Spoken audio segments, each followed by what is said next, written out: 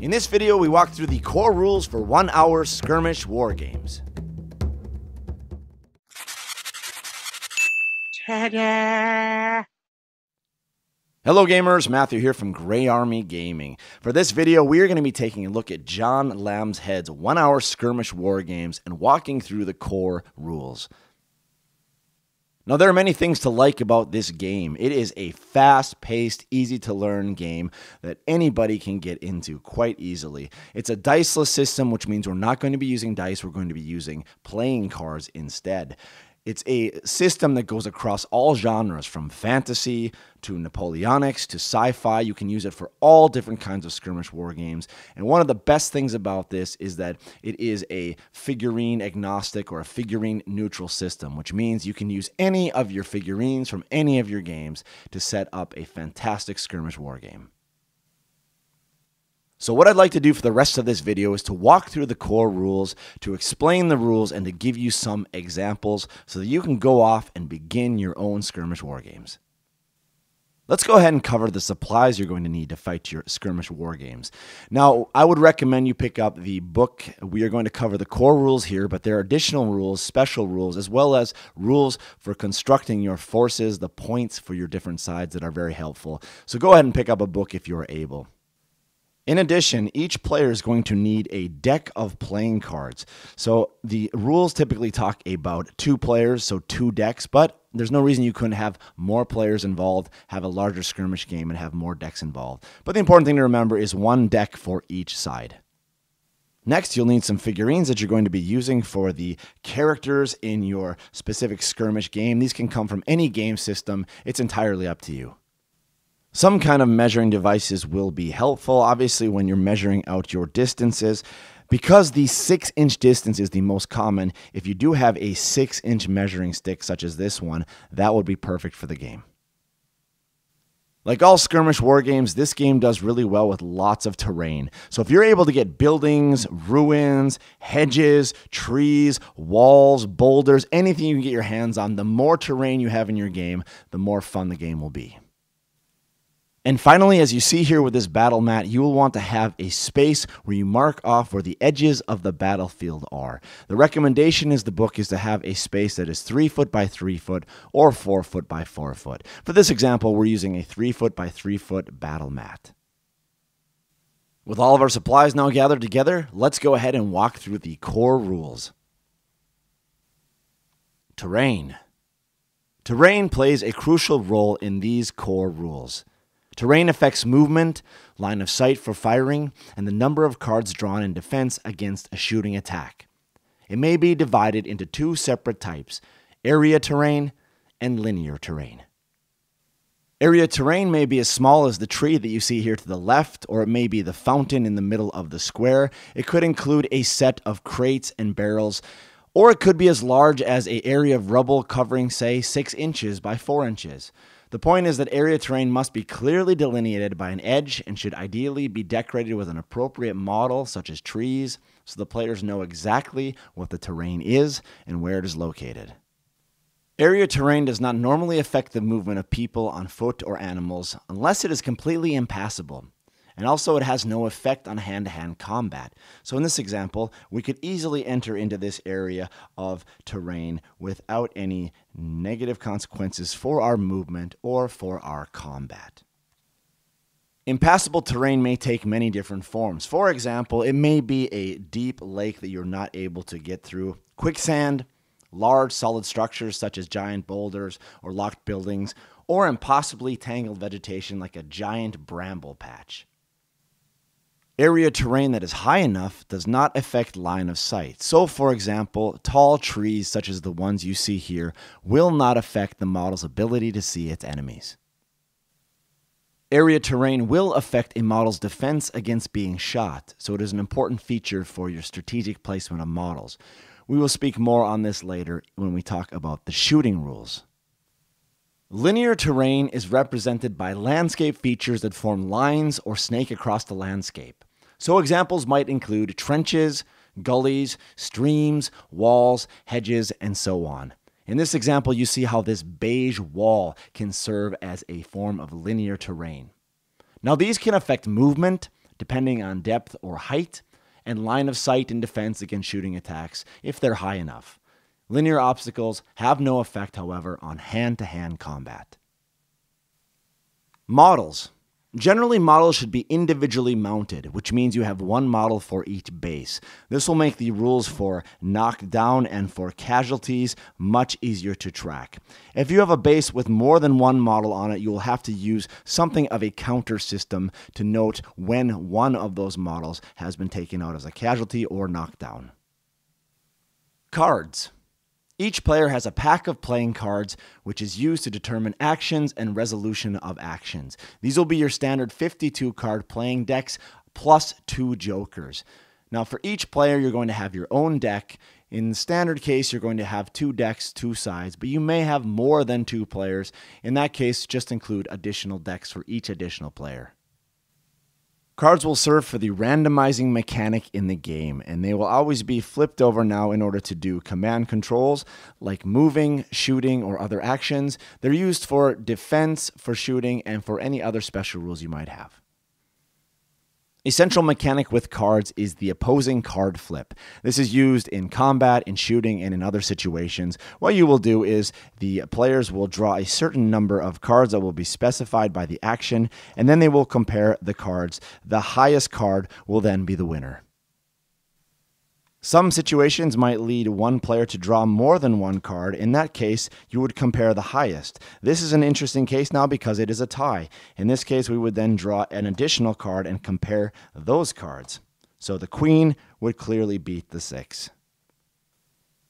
In this game, aces are always low, aces are 1, and then you move up 2, 3, 4 as normal. Our top end cards continue in this way. We go from 10. A jack is an 11, a queen is a 12, and a king is a 13. In the case of ties, follow the standard bridge suit priority. So that means that spades are the highest, followed by hearts, followed by diamonds, and followed by, last of all, clubs. A way to remember this is the mnemonic super heroes don't cry. Spades, hearts, diamonds, clubs. As we've already mentioned, in the case of a tie where you have the same suit, continue to deal out cards until one side proves victorious.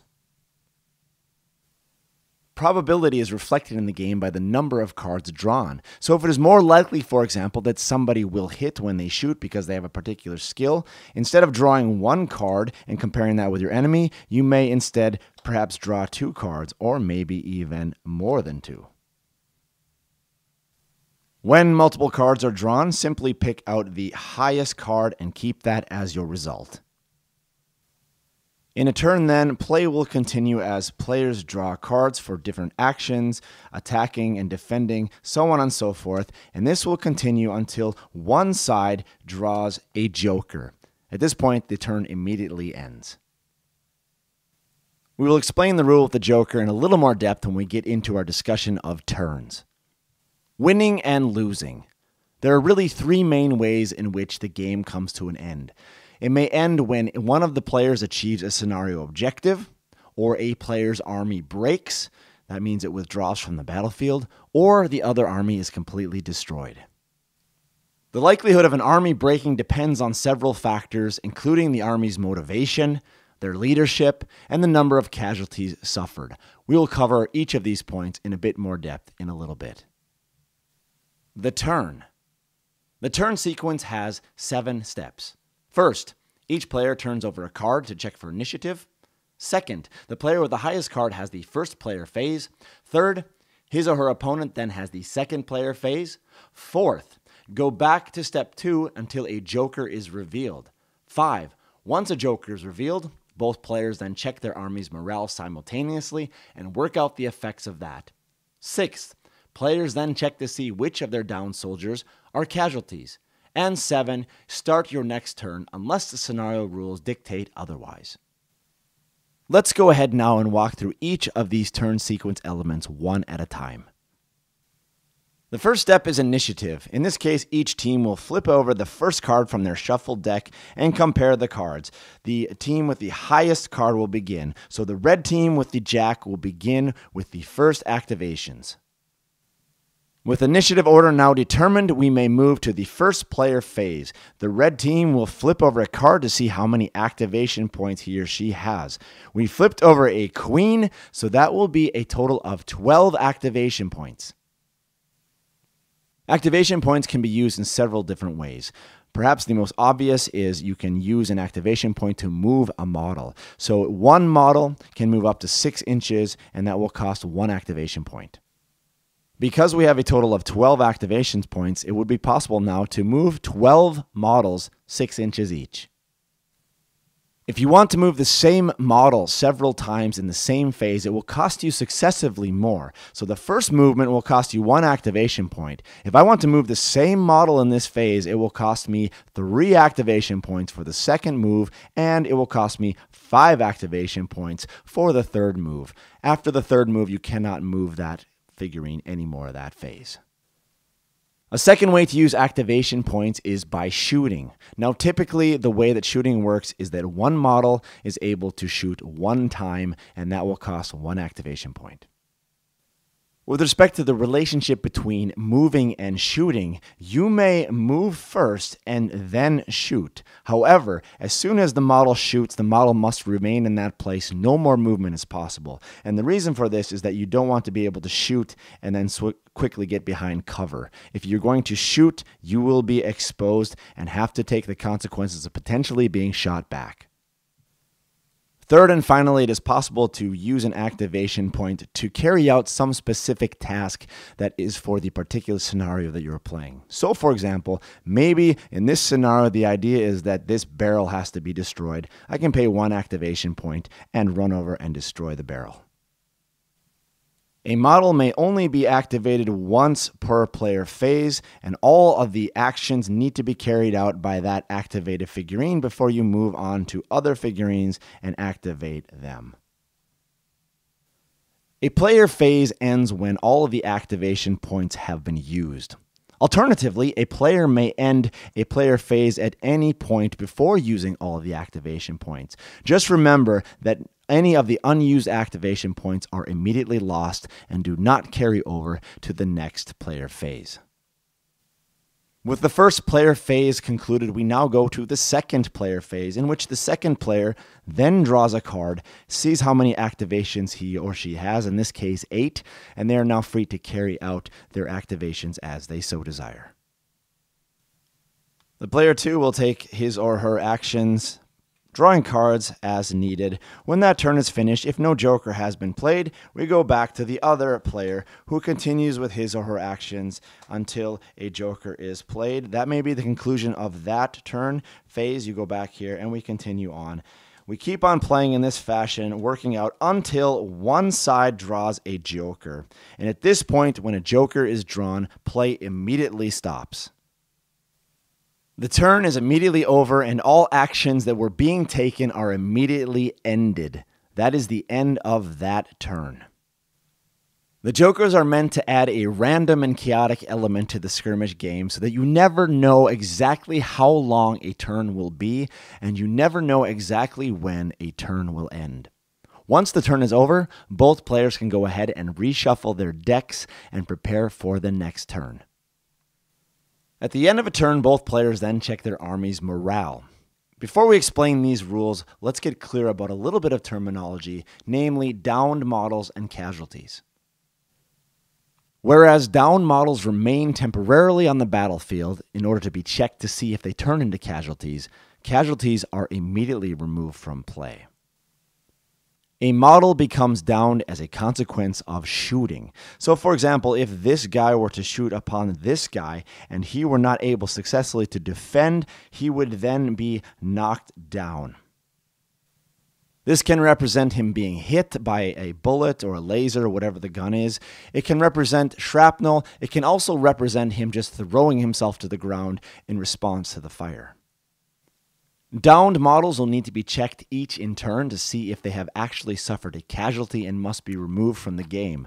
But this occurs after the morale check, so we will talk about that in a little bit.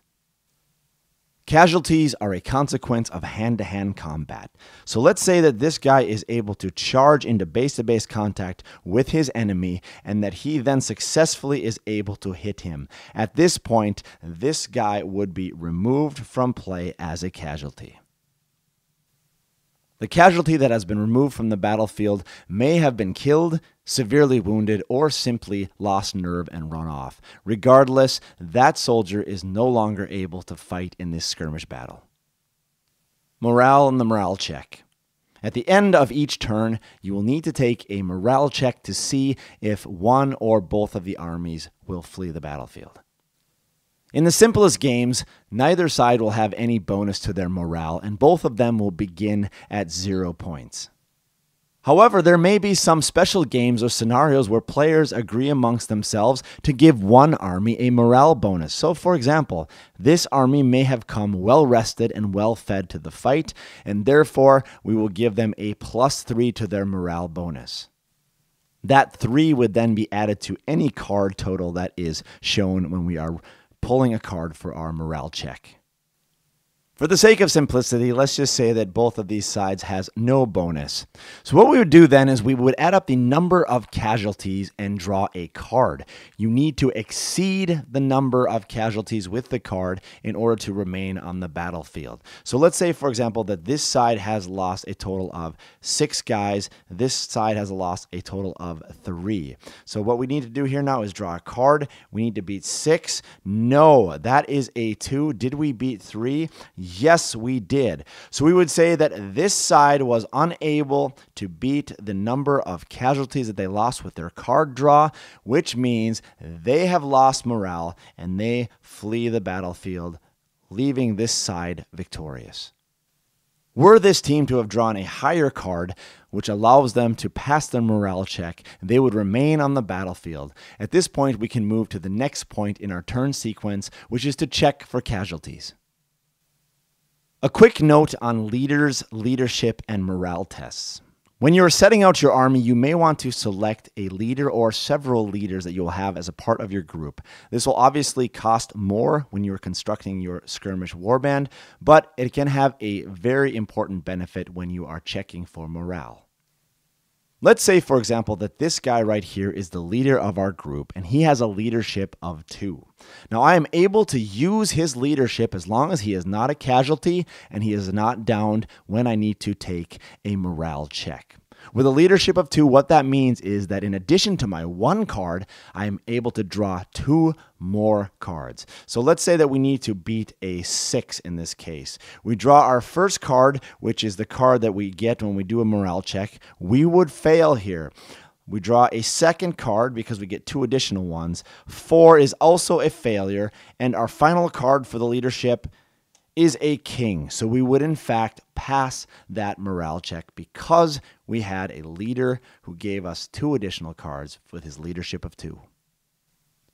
A lot of skirmish games will in fact have 2 leaders. One will be something of a general, which gives a leadership of 3, and you will also have a commander who gives you a leadership of 1. Now, the way that this works is obviously you will use the leadership of the highest value until that one is either downed or removed as a casualty. In that case, you can then use the leadership of your second in command. But remember, he only has a leadership of 1 in this case and not 3. Following successful morale checks, each player then checks each and every one of his or her downed infantry models for recovery.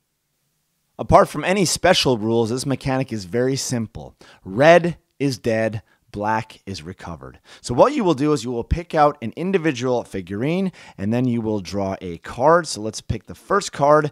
Red is dead. So immediately I would remove that figurine from the battlefield as a casualty. And then I would go to the next guy, pull a second card. Black means that they are recovered, and I will immediately stand him up. And then finally, we'll do our last guy, also black. We will also stand him up, prepared to fight again in the next turn. Certain special rules might change this dynamic. So, for example, if one of your figurines has the lucky special feature, which might be something that you give to your general, then you would only be removed with a casualty when you pull a heart. So, for example, it's only a 25% chance that you will be removed as a casualty. So let's say that this guy is downed, our general, and we need to now take a check, and he has the special lucky rule. We would then draw a card. On a heart, he is removed as a casualty. So there is a heart, 25% chance. That guy would then be removed. With the check for casualties now over, we can go to the last sequence in our turn, and that is we shuffle our decks, if they have not been shuffled already, and we lay them out to begin to draw once again for initiative for round 2. In this case, the red team will begin. Movement.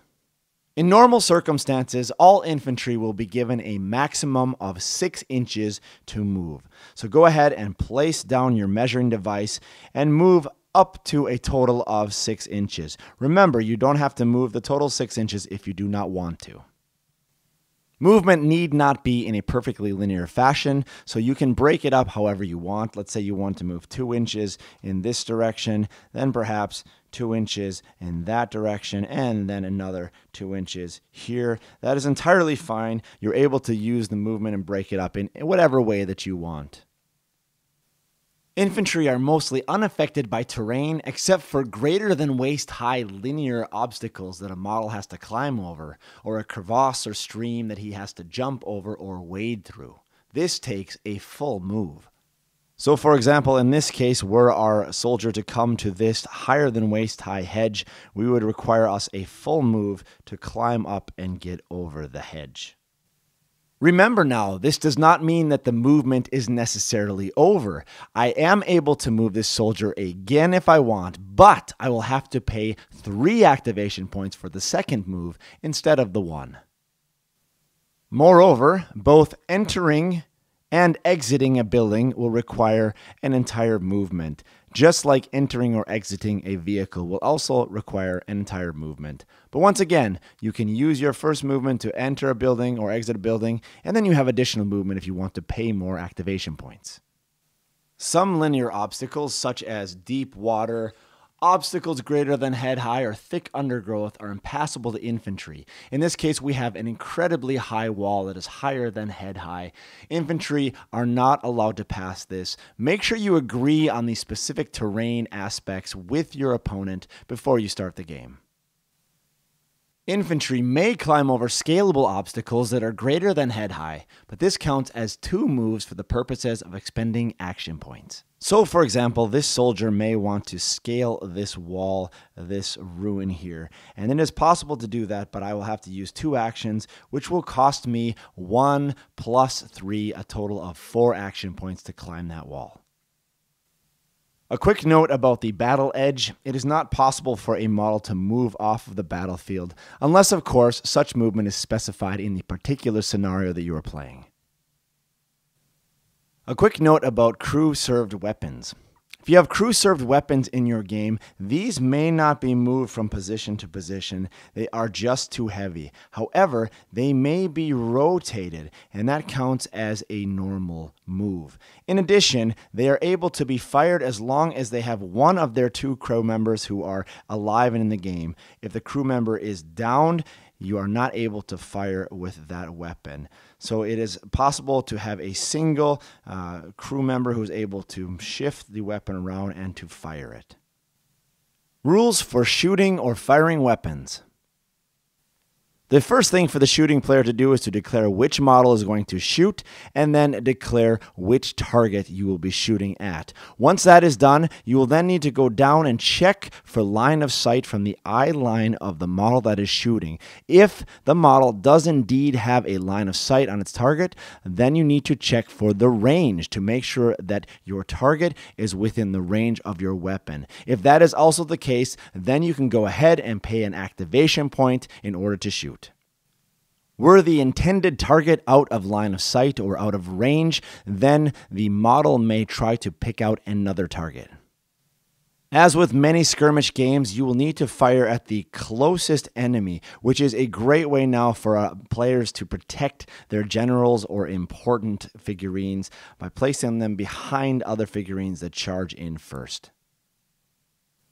Once the activation point is then paid, the shooter would go ahead and turn over a card to show the attack, and the defender would also turn over a card to show the defense. Now, in this case, the attacker has beat the defense, which means that the shot goes through. Having connected with the shot, this model would then be downed and placed on its side until we roll off for casualty checks later on. A downed model may not move or fire, so there is no point in firing at an already downed model by other figurines when you activate them. If the shooting player has more than one shot, let's say in this case 2 shots, you would begin by firing your first card, and that is an ace, which is low, and that would miss. And if that is a miss, I can then go ahead and draw a second card for my second shot. A 5 in this case wins. Were we to have more than 2 shots, say 3 shots, we would continue here if we were trying to beat a 7. Go over here to a 3, although that would be a miss unless we had a 4th shot. But we obviously are not connecting here. It's very rare that you'll have more than 1 shot, sometimes 2 shots, but most weapons will not have that many shots. Shots left over from a weapon after a target is downed may be retargeted onto any model within 3 inches, whether or not the firing model has a line of sight. This is to account for overs, ricochets, etc. The defender draws a new card for the second model, and so on. So in this case, let's say that this model has 2 shots. We are going to fire our first shot here. We pull out our cards, and sure enough, we hit. Now we have 1 additional shot. This guy is within 3 inches, so then we would draw another card and compare it to a defense card there. Were that card to succeed as well, then we would have a second downed soldier.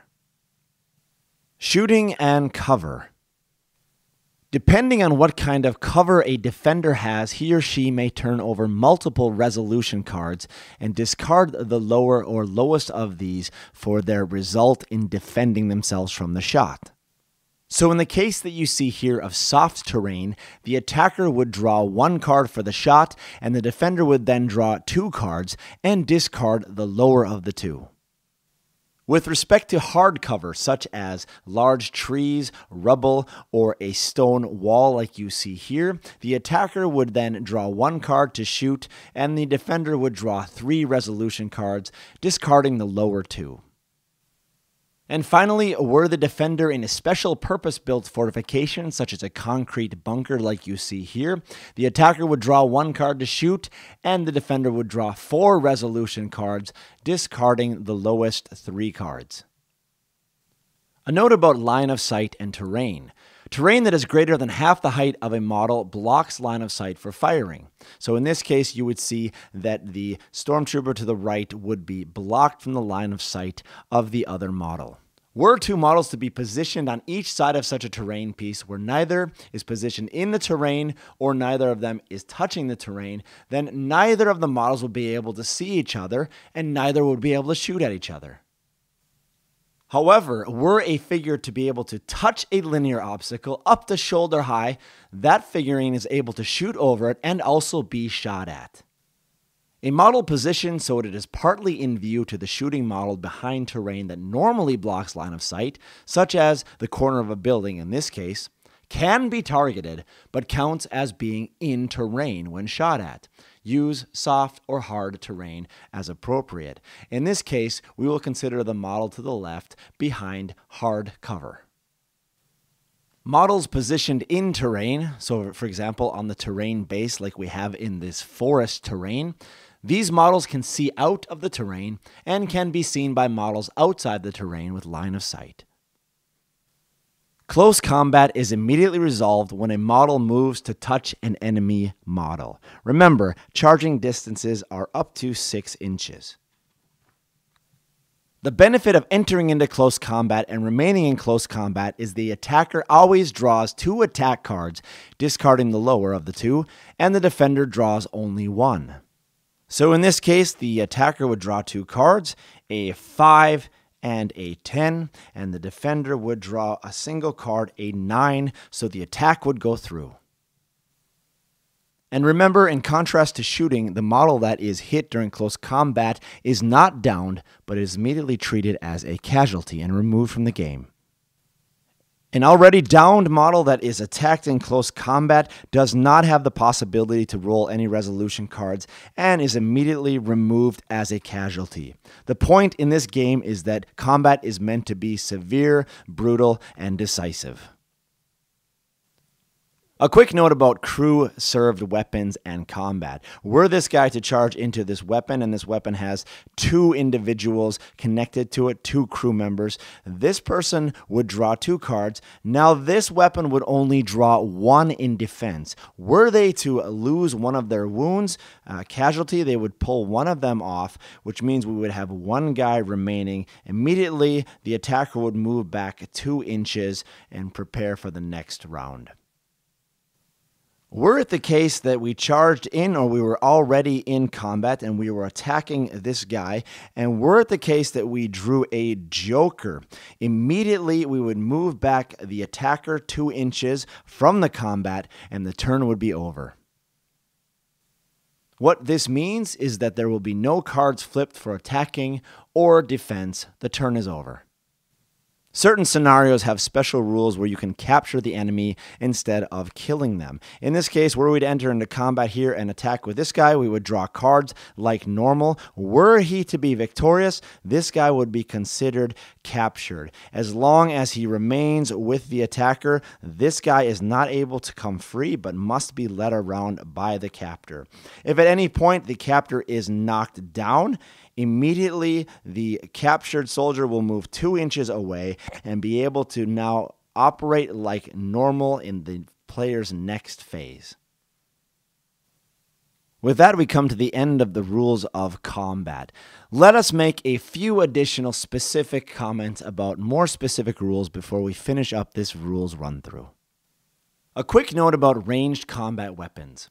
Weapons have 2 basic properties: effective range and number of shots. For example, a pistol can fire 1 shot at up to 6 inches range, whereas a rifle can fire 1 shot at a target at any distance. The effective range of a rifle is greater than the size of the playing area. Generic rules for some commonplace infantry weapons are given below. Note that it takes 1 action point to shoot. And here you see a list of some of the most common weapons with their ranges and their special abilities. So for example, pistol, range 6 inches, 1 shot. Musket, range 18 inches, 1 shot. Manual rifle, range infinite, 1 shot. Semi-automatic rifle, range infinite, 1 shot. Squad automatic weapon, range infinite, 1 shot, or range 36 inches, 2 shots. Submachine gun, machine pistol, 1 shot, range 18 inches, or 2 shots, range 6 inches. Light machine gun, range infinite, 2 shots. Tripod mounted heavy machine gun, range infinite, 3 shots, crew served. One quick note on the difference between motivation and leadership. With respect to motivation, motivation always has to do with the entire army or the entire warband. So for example, if this warband were to have a motivational bonus of +3, it would have it regardless of how many of its soldiers it loses. In contrast, leadership is always going to be attached to a specific leader. So in this case, we have our general here with a leadership of 3. Were the general to be downed or to be taken out as a casualty, the army would no longer be able to receive that leadership bonus. With that, we come to the conclusion of our run-through of the core rules of One-Hour Skirmish Wargames by John Lambshead. Now, there's a ton of information in this book that we haven't been able to cover here.